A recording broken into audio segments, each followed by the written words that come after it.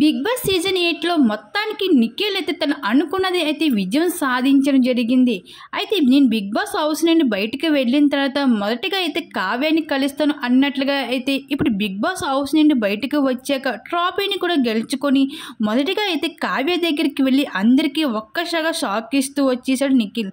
అయితే అందరం నిఖిల్ గెలుస్తాడా లేదా, బయటికి వెళ్ళాక కావ్య నిఖిల్ ఒకటవుతారా లేదా అని క్వశ్చన్ మార్క్గా అయితే మిగిలిపోతూ వచ్చింది.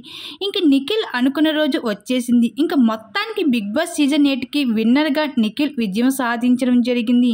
ఇంకా తన ఫ్రెండ్ ఫ్యామిలీ మెంబర్స్ అందరూ కూడా ఇంక ఈ సంతోషాన్ని తన కుటుంబ సభ్యులు సైతం నిఖిల్ ఇంటికి తీసుకొని వెళ్ళి ఎంతో ఘనంగా ఆహ్వానించారు.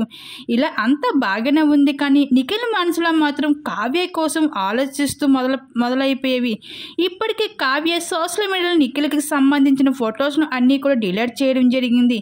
ఇంకా కావ్య మళ్ళీ తన లైఫ్లోకి వస్తుందా రాదా అని క్వశ్చన్ మార్క్తో ఉండి మిగిలిపోవడంతో ఇంక నిఖిల్ ఏమాత్రం కూడా ఆలోచించకుండా ఇంకా బిగ్ బాస్ హౌస్ నుండి బయటికి వెళ్ళిన తర్వాత కావ్య ఇంటికి అయితే అదే రోజు ట్రాఫీని తీసుకొని వెళ్ళి ఇంకా తనని క్షమాపణ అడిగి ఇంక ఇద్దరు ఒకటవడం జరిగింది. ఇంకా తన క్షమాపణ అడగడంతో ఇంక కావ్య కోది ఇంక ఏమి అనలేకపోయింది. ఈ విధంగా అయితే బిగ్ బాస్ హౌస్ నుండి ఇంక బయటకు వచ్చిన తర్వాత నిఖిల్ కావ్య ఇద్దరు కూడా ఒకటయ్యారు.